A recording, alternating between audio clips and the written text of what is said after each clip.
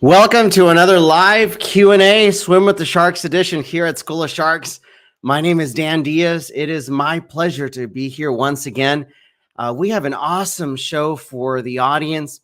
I can't wait to bring on stage a gentleman who really epitomizes what it's like to be leadership in real estate, not just here in San Antonio, but really throughout.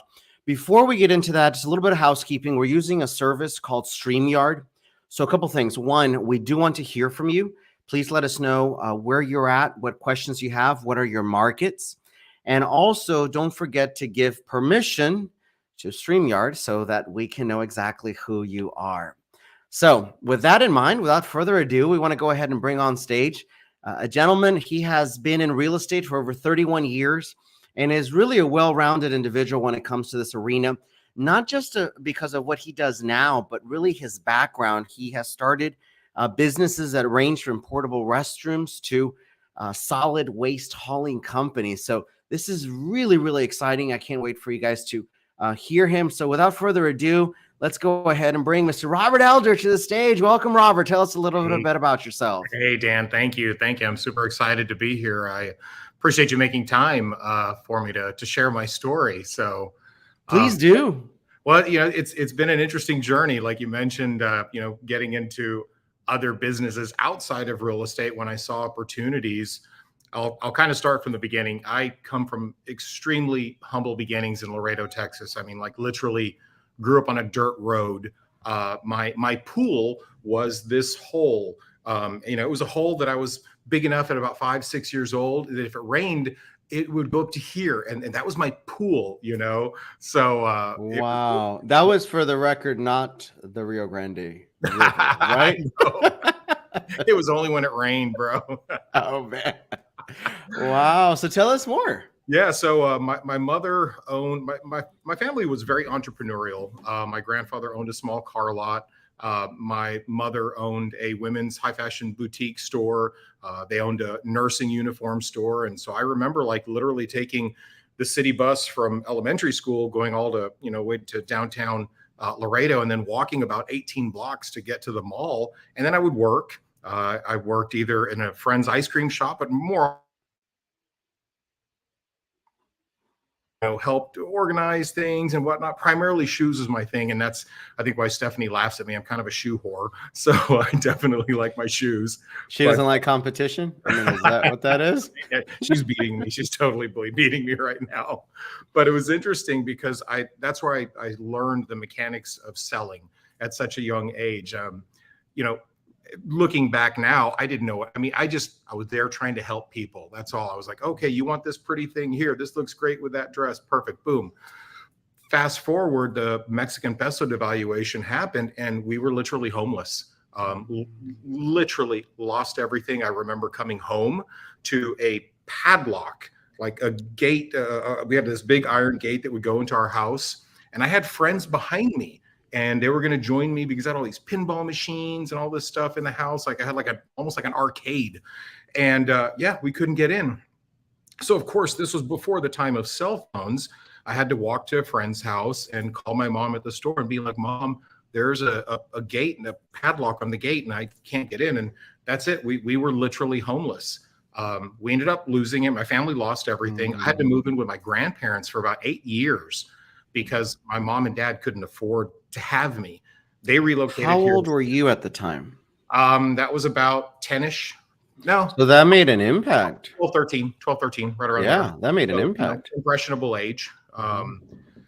My stepfather and mother came up to San Antonio to kind of rebuild their lives. And there's a really dingy apartment complex on Rector right by North Star Mall. It used to be called the Sunflower Apartments. Oh, and that's where they ended up moving into. And for about 6 or 7 months, they literally had to sleep on the floor. Wow. It was tough times, really, really hard. So it wasn't until I was able to come over here and finish my junior and senior year. I graduated from Robert E. Lee in '89, then moved back, and things were a little bit better. We had furniture. Moving on up. Moving on up, like, woo! It was big time. But during that time, my mother went from working retail. She started working in this, what was it? It was one of the high rises right by 281 near the airport. I can't remember the name, One International Center. Okay. And then she ended up getting a real estate license because they required that she Mm. have a real estate license there. So Okay. then she started working for a company called Guy Chipman. This was like way back in the day. Most people Okay. wouldn't even, but Guy Chipman back then was like, that was the dude. That was the real Was estate. it? Okay. So there was an opportunity, and this is where fate, I feel, kind of starts playing into a lot of things. There was an opportunity for a Spanish-speaking agent to go work at the Dominion. At that time, they allowed, it was the pavilion, the sales pavilion. Mhm. They allowed one representative from each like major brand to work there, and my mother was one of them. And so Wow. I had already so she started going over there, and it wasn't like, an official brand yet. And I started getting my real estate license back in Laredo, because I was living in Laredo still. And they brought these 8 people together. They said, hey, we're going to shut down shop. Whoever wants to stay can stay. My mom was one of the ones that could stay. So there were 8 ladies. And I started seeing someone here in San Antonio. So I would commute back and forth like every weekend. And one day I get this phone call from my mom. She says, hey, they need a backup agent to the backup agent. So basically what that meant was I was like literally the lowest person on the totem pole. They needed a gopher, and that's okay. It wasn't necessarily a gopher, but like if one of the ladies couldn't do the duty that day, they needed someone to get in there. Well, I was single. I wasn't married, didn't have kids or anything like that. I'm like, sure, let me do this. I found myself working 50, 60, 70 days straight. Within a year and a half, I was outselling everyone in that office, including my mother. I didn't even own a car when I started. I had to borrow someone's car. So I was going to ask you, what ages are we talking about right now? 20 years old. Wow. 20. Nice. I'm 51 now. So yeah, I just turned 20. Well, so yeah, I had to congrats, borrow man. a car. I'll never forget my first client was Dr. Vaughn Dixon. And I remember when they pulled up in an older Suburban, they were like in cutoffs and flip-flops. I mean, you would think they didn't have 2 nickels to rub together. I sold them at that time, it was like a $615,000 or so house cash. Oh, that was big. That was huge. back then. That was huge. Yeah, that was huge. That was a big deal. And literally that's the sale that started my career. Oh man, that's awesome. So bring us, and I appreciate you sharing, because it kind of gives a glimpse as to the man who is now. Where did he, come from?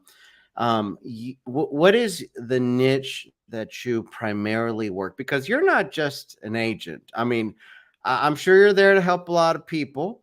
But if I got a $13,000 piece of land, you might not be the person to represent me, and that's okay. I might not. I mean, I might not. We definitely have a niche. Yeah. Our niche is definitely upper end properties. We actually do a lot in the downtown area as well. It's funny because I didn't do anything downtown, and a few years back, I told Stephanie, I'm kind of bored. I'm going to go learn the downtown area, and then boom, we're just selling a bunch down there. Definitely this year was a transition into luxury. Oddly enough, even though I've sold, a couple hundred properties out at the Dominion, I never branded myself as a luxury agent.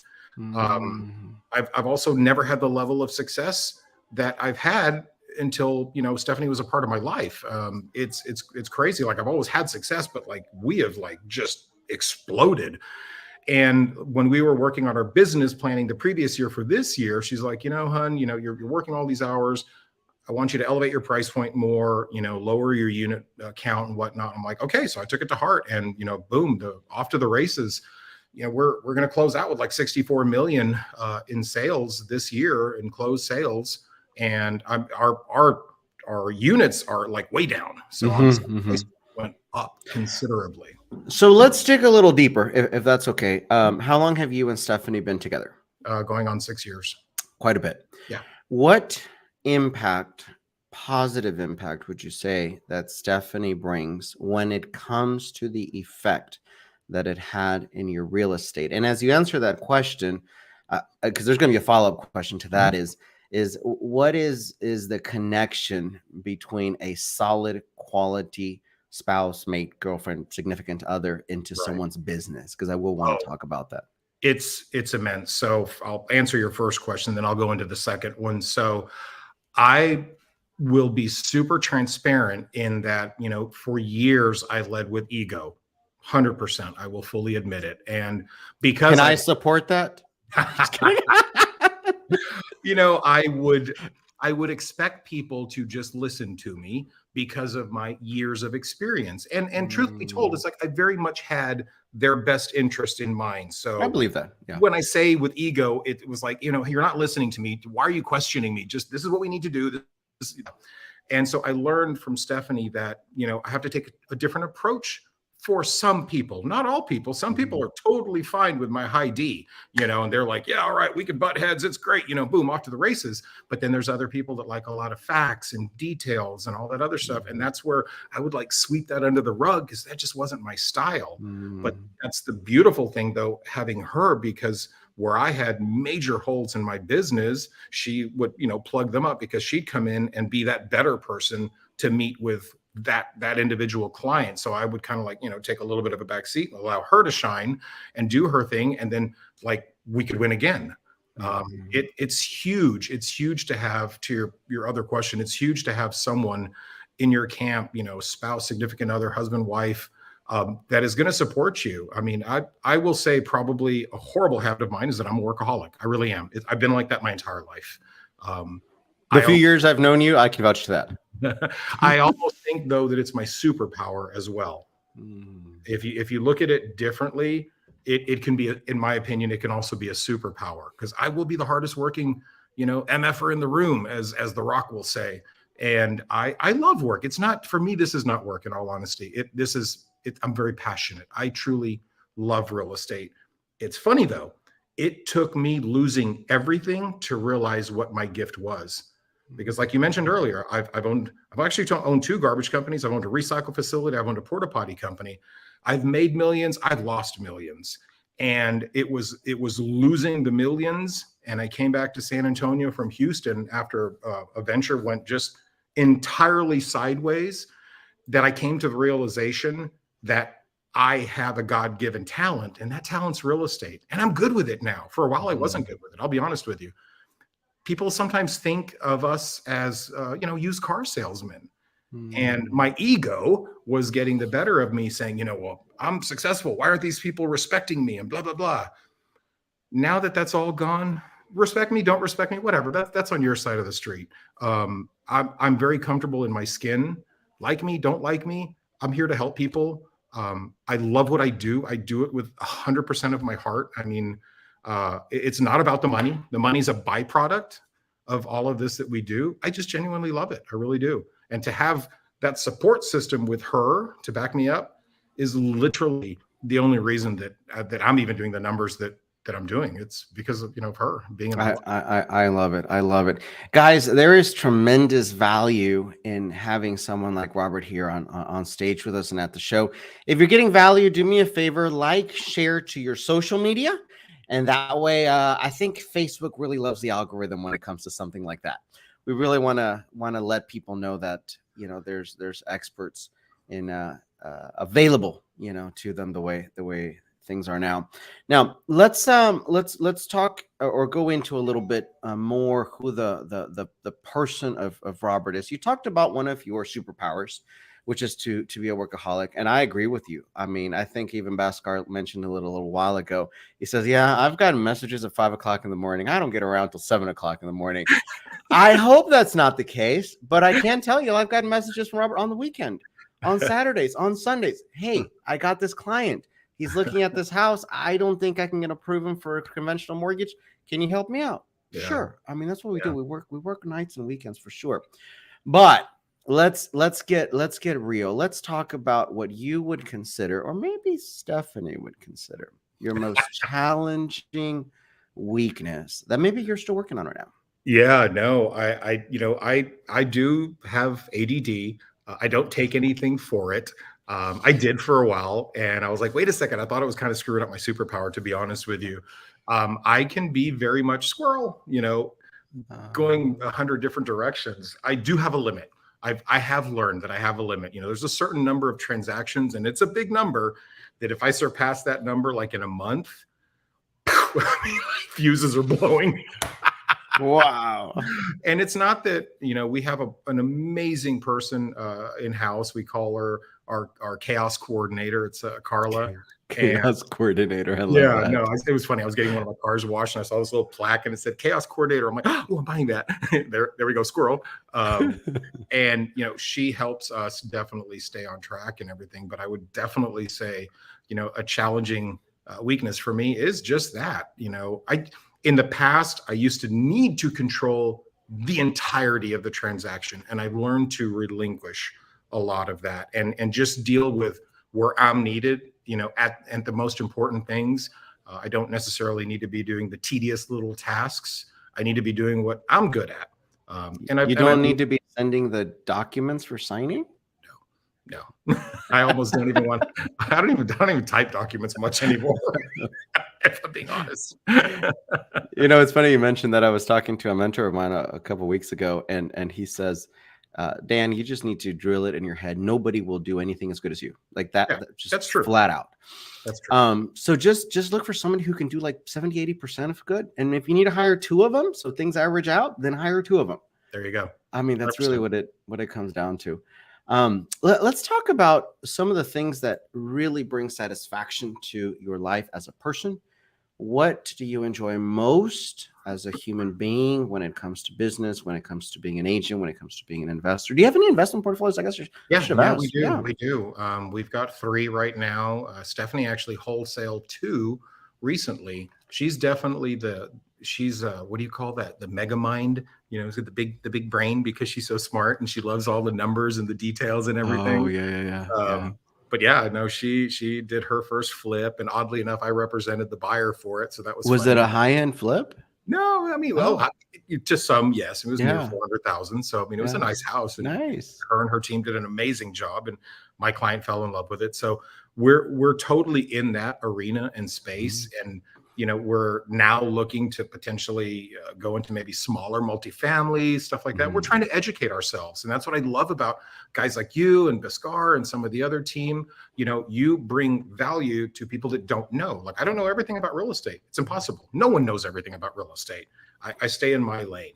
But some of the big thing that I love doing is actually things like this, where I'm sharing either on a one-on-one, where someone's maybe seeing some challenges in their business. And if I feel that it's someone that will genuinely do something with the information, it's not like I just meet with any rando, and have coffee.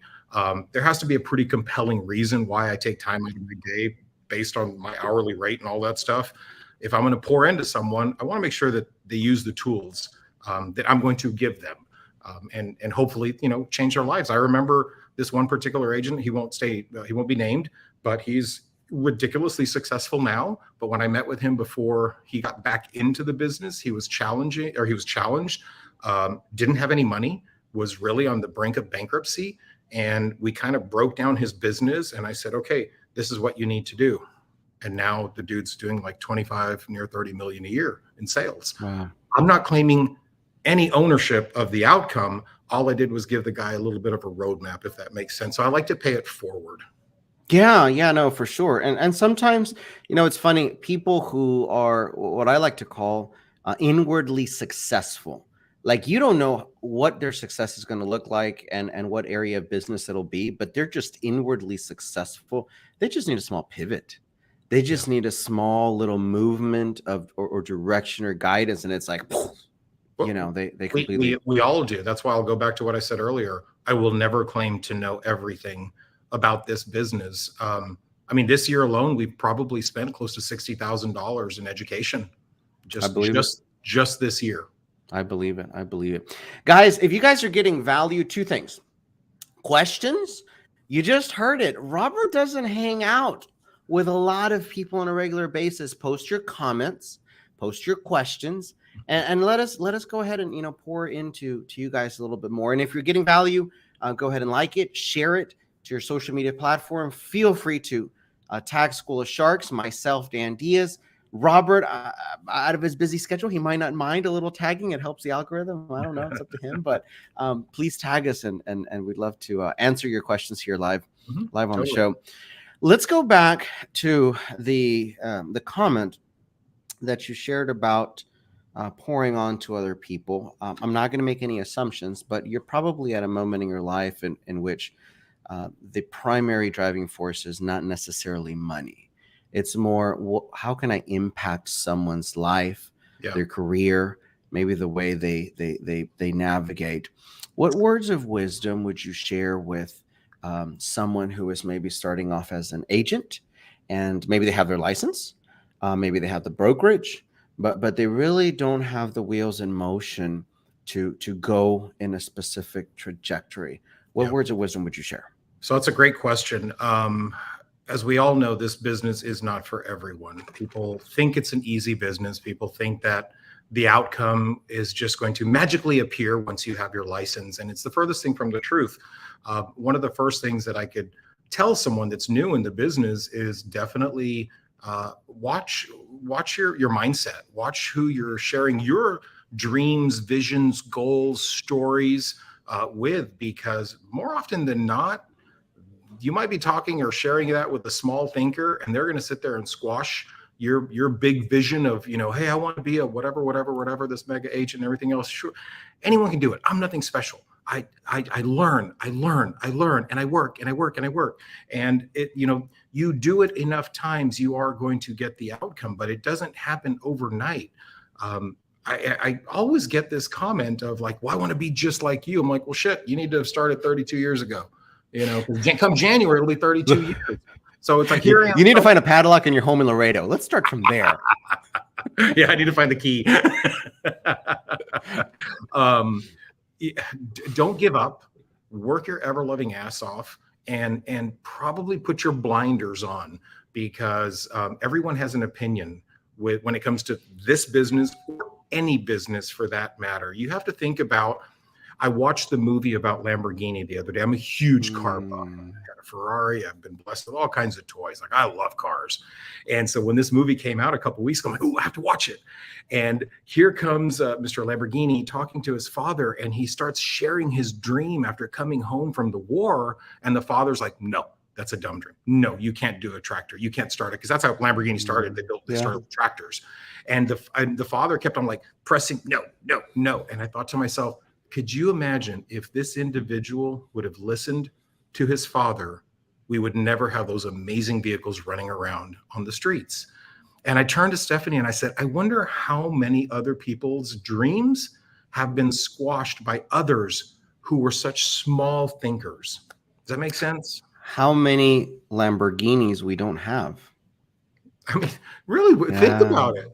I mean, that guy, he there was a phrase in there. He said, I want my name to live on in infamy. Well, that's exactly what has happened and will happen. That's a name that'll never go away from the automotive world. We have huge names in our industry as well that will be, icons in the industry. I'm not an icon. There are some names that will. Oh, come on. You're at least an icon at zip code 78209. But you have to really, watch who you share all this with. And the other part is learn. A lot of people just think, I know everything. No, it's the furthest thing from the truth, man. Again, hence why we spent $60,000 this year on education, because Stephanie and I, despite the massive amount of deals that we do, we still don't know everything. Weren't you guys in New York a couple weeks ago or something? Tell us about that, because that looked like fun, at least on social media. It was insane. So I have a massive crush on Ryan Serhant. I mean, does he know that? Yeah, he's super cool. I actually got to sit next to him, like literally right next to him during dinner. And his wife was across sitting next to Stephanie, and she's super sweet. And her and Steph they were going back and forth about everything under the sun. And it was funny because being around them entirely humanized them. They're people just like you and me. They put their pants on the same way you and I do. And, they have good days, they have bad days. We all do. But we went to that event, and it was not cheap. I mean, it was upwards of $20,000 to go to this 2.5 day event. That was a third of your yearly budget. I know. But it was so cool to be around these massive thinkers, these other really, really big name agents from all over the United States that make, what our yearly production is. I mean, shit, that's a weekend for them. Wow. Yeah, they had a couple zeros in New York. A few, Yeah. but we learned so much tactical information to come back and then implement into our business. And then we also have made some great connections and contacts as Sure. well within the industry, because we refer a lot of business outside of San Antonio, or we get referred business into San Antonio as well. I like that. I like that. We got a question, Bhaskar. Tell us what you'd tell your 25-year-old self, or someone just starting out as a realtor who has the drive, wants to learn what not to do, and what should they do to grow quickly. That's a great question, and I wish I learned this back then, what I know now. Years ago when I started, I was extremely transactional, which means I didn't nurture my client base. Like, I never kept the CRM. I didn't know what the hell a CRM was. I just knew. Like, are you buying or selling this weekend? Yes or no? Yes or no. That's it. It was funny. The one thing I did do, I knew that I had to meet 35 people to get a transaction. That much I did know. Well, that's gold. 35. Where did you get that number from? Because I would track the amount of leads that I would get. You're smarter than you look, Robert. just a little. It's funny. Nobody had told me that, but 35. At the end of the year, I was like, okay, I did this many deals. Here's all I'm like, oh, okay, I need it. And it was funny because then it became a game to me. It was like, okay, no. Oh, I'm on number 34, number 35. Great. There's someone in this group that I'm going to get to sell a house to. So that I need to narrow that down. So 35 new people. That was for me in my particular situation. It's going to be different for everyone. Per week? No, just it didn't matter. It was just 35 contacts for the year, for the month. It could have been for a month. It could have been for a week. So what you're saying is 35. I'm just trying to understand because that's a different. I had to meet 35. I had to meet 35 people to make one sale. Perfect. Oh my God, you just broke it down. Yeah. So if you could compress 35 in a month, you're getting one deal in a month. If you compress 35 in a week, you're going to get in a week. There you go. If you need to pay something by the end of the weekend, start making those 30. Wow. Yeah. That's a very cool statistic. Nobody taught me that. I kind of like had an aha moment. But to answer that great question, if I could go back and tell my 25-year-old self what I know now, it would be absolutely like loving in a massive way on my SOI, my sphere of influence. Because that, right now, my business, and it has been for quite some time, it's primarily referral based. Mm-hmm. I mean, a huge amount of my business is referrals, huge amount. I would man. I think we just need to shut the show down and just like edit it for like those last 45 seconds. Because to somebody, because when someone is starting out as an agent or really any business, they want to know what is the magic formula, what's the numbers, what do I got to do, and if it can be bottled, talk. This is it to 35. You have to understand, and this is what I tell everyone: you're not in the business of selling real estate; you're in the business of lead generation. Oh man, that's with anything. Yeah. When I owned my porta potty company, I was in charge of sales. Well, guess what did I have to do? I had to meet people. Yep. When I owned my garbage company, I was in charge of sales. Guess what? What did I have to do? I had to go meet people. It's funny because like this whole social media world we live in right now, you get all these agents. Oh my gosh, I have 100,000 followers. I have 500,000 followers. Hey, show me your bank account.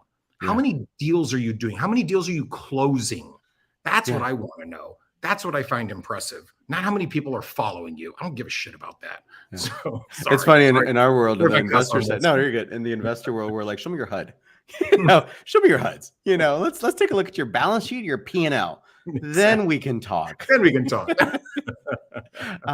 Man, that's awesome. Okay, so let's narrow it down to more practical advice. Like, for example, let's think along the lines of what would the schedule look like for someone who is either starting out or somebody who already has started out, but they want to jump to the next level. And what are some of the things that maybe on a weekly basis they should be doing or they could be doing to go ahead and exercise that? Yeah, no, that's a great question. So, when people will sometimes say, well, geez, I don't know anyone. I'm not from here. I'm new to the business. I'm whatever. They have all these, reasons and roadblocks. Go out and meet people. Do open houses. Door knock. We've done so many deals because of open houses. If you do them effectively, I'll never forget this one that Stephanie did. Excuse me. It was on one of our beautiful, beautiful listings. She did everything like very tactfully done, or tactically done, I should say. And there were about 150 people that showed up to this place. Wow. And it wasn't like a multiple $1 million house. It was like a $615,000 house in the downtown area. Beautiful home by this one developer that we represent. And it was a turnstile of people. But had she not done all of these things throughout the week, door knocking, circle prospecting, calling back people from the text codes, just all of this stuff, she wouldn't have had the turnout that she did. Well, this is the golden nugget. One of the people that showed up was so impressed by what she did. She called her up the next day and says, well, I really liked the open house. It was an amazing event. I have a home that I need to sell, but this is the problem. My mother has the listing right now. Oh. She fired her mother to hire Stephanie. You, sir, are heartless. And I am. I was like, go, babe. And mind you, it was a near $900,000 house. Wow. Wow. So anyone that's new in the business, you need to get in front of people. Go to a coffee shop. One of my best clients, who's now a dear, dear friend of mine, I met at a coffee shop.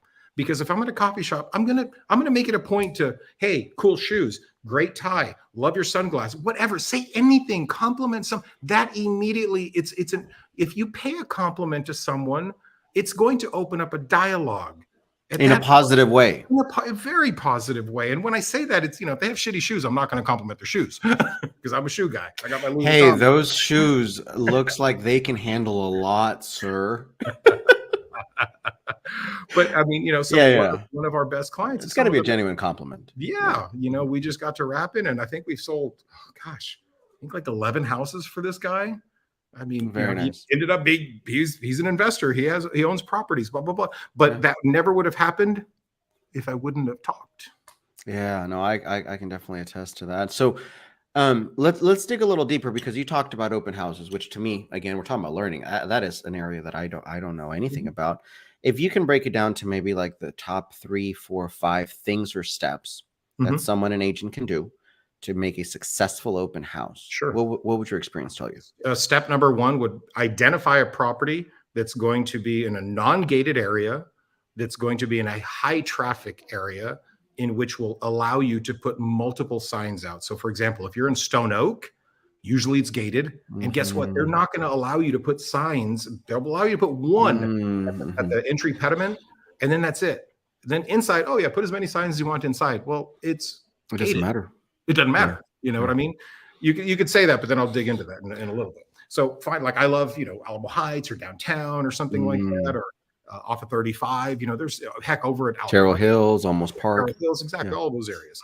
So, and then, find a good house. I don't necessarily suggest hosting like multiple $1 million house open. That's silly. That person is going to be working with an agent. Find a nice $400,000, $500,000, $600,000, $700,000 house that is eye appealing and is going to get some eyeballs and excitement and stuff like that. But you need to start marketing it that Monday. If you don't, let's say you're doing it Saturday. So start that Monday. So is Saturday the best days? I think Saturday's the best day. I don't like to work on Sundays, but I've earned that right. Fair enough. Be honest. Put a sign up that Monday saying Saturday open, whatever, 12 to 4, whatever the hour is. And so people all week long are driving by and seeing that. And then guess what? If you can't afford to buy a phone number list, go knock on doors, make some flyers. Go knock 50 doors. Because at the end of the day, what you're the likelihood. No, 35 times 2. There you go. Yeah, there you go.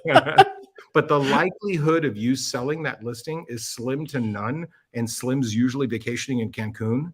So what you're trying to do is pick up other clients. And sometimes, if you're lucky, like Stephanie did, and you did it right, you're picking up a listing. Okay. So the back end business to open houses is a listing. Is a It's a listing. listing. That's what I want. I want a listing. I want another listing. It's funny. It's horrible. Whenever Stephanie and I travel, we always go to open houses in the city that we're at. Always. Really? It's not, we cannot not work. It's kind of sick actually. But we'll always go to these open houses and we will see how ill prepared these agents are.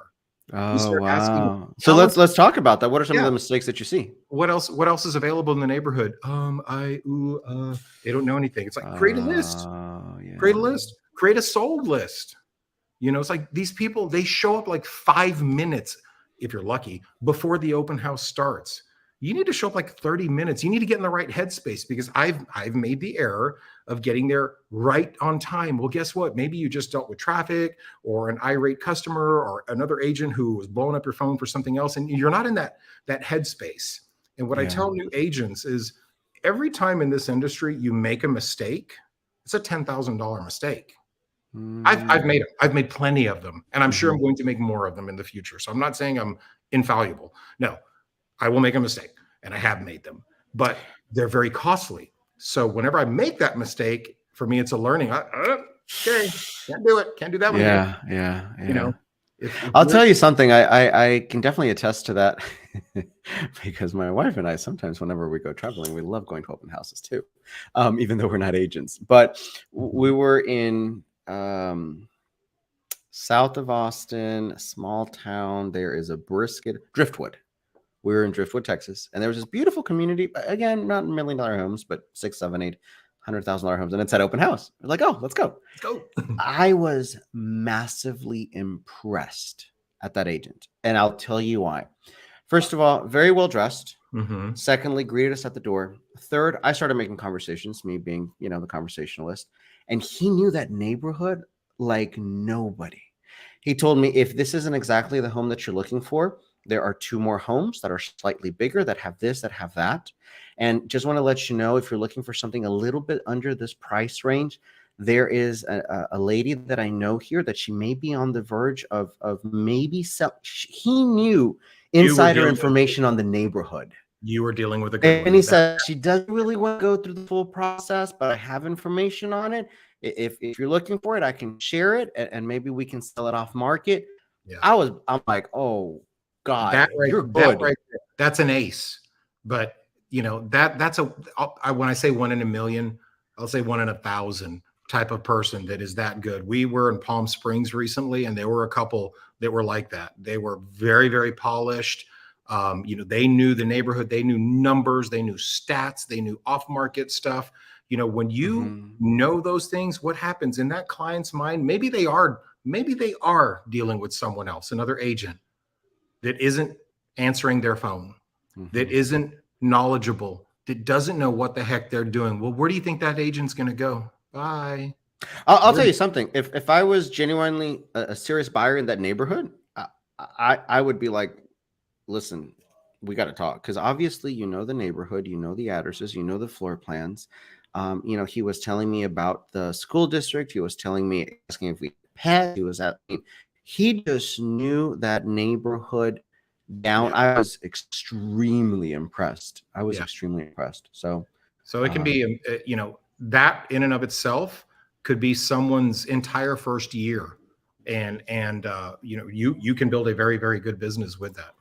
I don't do a whole lot of open houses, but I'm in a different position in my life right now. I will say this though. What a snob. I love it. Next year, I'm going to be doing more open houses. We're in a different market. Let's talk about that from your perspective as being much more active in the retail side of things. Where do you see the market? And let's just bring it down, the local audience, San Antonio. Where do you see the market going? What practices do you see happening in 2023? Who's going to have an advantage? How can someone be prepared if they are serious about either buying or about selling a property in 2023? What's your thoughts? If they're going to be a buyer, I feel that there's going to be some good opportunities out there. I'm very confident when I say this. We're not going to be seeing 30% drop in values or anything like that. Ain't going to happen. I agree. Other markets, that's different. I can only speak for San Antonio. We're not going to see any massive decline. There's still going to be a big influx of people, I feel, next year as well. Will there be an adjustment? Yes, of course. But understand that adjustment, though, is adjustments coming down from inflated prices, pricing that should never have happened.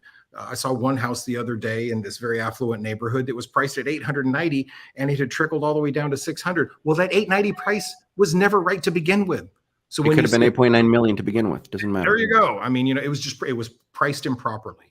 So, we will see those adjustments. If you're a seller, you need to do your homework with who you're hiring. 3 times in the last 2 months, we've been hired by sellers who were fired by their agents. Why were they fired by their agents? Because their agent had to go take a job. Oh, are you kidding me? Yep. People have this misconception that just because Sally Joe got her real estate license and Jim Bob, who's been doing it forever and has done 2,000 transactions and is like the top 1% realtor and they're the same.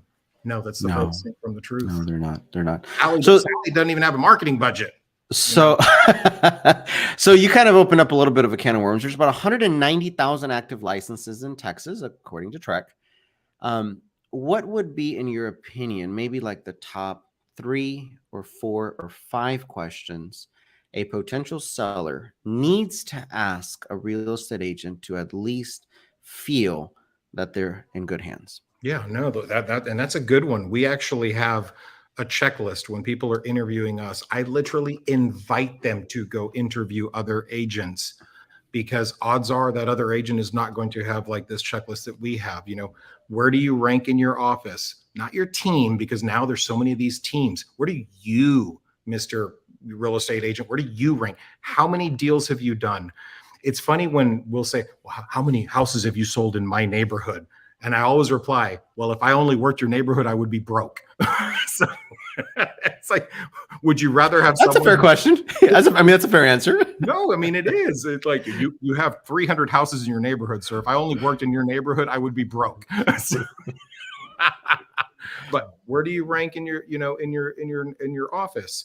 How much experience do you have experience in this price point? Don't allow them to just answer, print it out in the MLS, ask them to print it out. Show me, because it's easy to lie. It's easy to do this. The moment they start asking for proof, they can't present the pudding when they start asking for the proof. Other things, I don't want to necessarily say that you need to deal with like an old dog like me that's been in the business forever. There are some great agents that have been in the business, 4, 5, 6 years that just understand the game and they learn and they do all the right things and they actually work. One of the big expectations also, and it's funny, like you and I have exchanged messages all the time. Do I reply pretty quickly? Yeah. There you go. A lot of agents don't. Yeah. You would be shocked. Yeah. You would be shocked if you knew how many people, myself or Stephanie, will send a message out asking a question about a house. One day, 2 days go by, no reply. Do you think the seller knows that? No. The seller needs to ask, how are you going to communicate? How quickly am I going to expect an answer back? Like me, I change my voicemail every single day. Hey, this is Robert Elder. Today's December 8th. It's Wednesday. I'm going to be in a meeting from blah, blah, blah, to blah, blah, blah. I will return calls at XYZ. People know. Dang. And that's what I do. Every day. That's oof. Every day I change my voicemail. Every day I change my voicemail. So if you leave a message and maybe I don't get back to you in 20 minutes like I normally do, it at least sets the proper expectation as to when I'm going to get back to you. I think that's a massive, massive, impactful golden nugget because so I'm going to call you out because I've never heard your voicemail because you answer the phone, but I don't think that's calling you out, right? I don't think that's calling you out. I actually answer. I think that's a good call out. But I can only imagine the perception for the people who are coming in, and it's like, boy, if this guy has attention to detail to even change his voicemail on a daily basis, that's super impactful. I like it, and I like what you said, which is you give instructions as to when they can expect a phone call back. Yeah. I always want to set proper expectations. And it's funny though, when the expectations are not met on my side and where I'm, the purchaser of something, whether it's whatever, a car, when I don't get that level of service back that I'm used to giving, it's very frustrating. Very frustrating. We're in a service world. You, me, a dentist, a doctor, we all sell something. At the end of the day, we're all service oriented. And it has to be. My wife and I, she'd been wanting an Acura for a long time, and we went to go buy it yesterday. And MDX, by the way, oh man, that's Cool. a nice car. Cool. But the salesman, I was massively blown away because he pulled me off to the side and he says, "Sir, I just have a question. I personally would like to spend a little bit of time showing your wife the car. Is there a time constraint? Are you all headed somewhere? I'd love to know." I was like, no, whatever, take your time. He spent about an hour and a half Wow. sitting next to her in the passenger side, Wow. going over the menus, going over the this, going over the that, going over. And I just kept looking at him and I'm like, that is a person who understands customer service. When I said goodbye, I gave him a thank you and a little something. And I said, look, this is for you. You deserve a good stiff drink because you really went above and beyond tonight. and I was really, really, really impressed. His name is Andrew at the Gun Acura on IH10. I have no problem giving him a plug Andrew. Because do you know him? No. Oh, okay. I mean, I was just he knew everything about the car. He was very patient.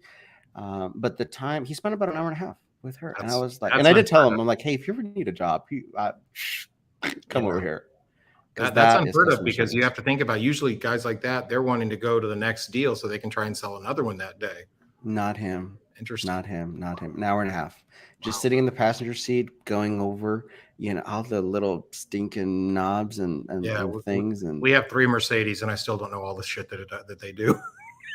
We'll buy your next one from Andrew. He'll tell you. I mean, I was shocked. Hey, listen, Robert. I'm looking at the time right now. I really want to thank you so much for being. I know that you're super busy, and I know that we had carved out this time to really pour it out to the audience. I'd like to leave you. I'd like to leave the floor with you for a few minutes. If you have any words of wisdom that you'd like to share with someone who's starting out, if you want to connect, if you want to say anything, if you have any events coming up, if there's ways for people to get a hold of you, obviously at the bottom of the screen is your contact information. But here's a few minutes really just for you to kind of connect with the audience. No. I appreciate that. So lately, what I've been doing on a lot of my social media channels, to include TikTok, I'm finally embracing TikTok, is I'm actually putting a lot more value content, experiences that I've done in particular transactions or just the industry in general. Some of them are humorous, some of them are personal. Some of them are just, straight up business. So what I'm trying to do is just be a little bit more of the value agent, I guess, if you will. And some of these stories are for the general public, and some of these stories could be, straight for an agent to get some kind of information or little nuggets from as well. I really do love sharing my story because I am so passionate about this industry, and I've been extremely transparent about my wins and my losses. I'm a recovering alcoholic. I'm going on 6 years of sobriety. Congratulations. Thank you. I mean, not for the first part, for the second part. Yeah, no. I finally embraced, all of my platforms to share my story and my struggles as well, to give someone else hope, because someone that I didn't know posted something on their social media when I needed help. And I reached out to that person, and it changed my life. I mean, it really did. So I just feel that it's my duty to share, because of my large social media platform, to share that as well. So it's not all about work. It's not all about money. It's not all about awards and accolades and all this other bullshit and all that stuff. It's all fine and dandy. At the end of the day, we're here to just be better humans. We really are, and I know, I'm sure I have some haters out there as well, but at the end of the day, man, I love what I do. I'm passionate. I like nice stuff. I like my watches. I like my cars, but I like your watches too. I really love helping people. I mean, I do. So, I mean, if there's any one bit of advice I could give you, you're going to get kicked in the gut a whole lot with this industry, and it never will change. It's going to be like that. Get used to being kicked, but just get right back up, get on the horse, and get back in the rodeo. I love it. I love it. Thank you so much, Robert, for being generous with your time and your experience. Please say hi to Stephanie. And I hope you guys have a great one. Thank you so much for joining us on the broadcast. You guys have a great one. Take care. We'll see y'all.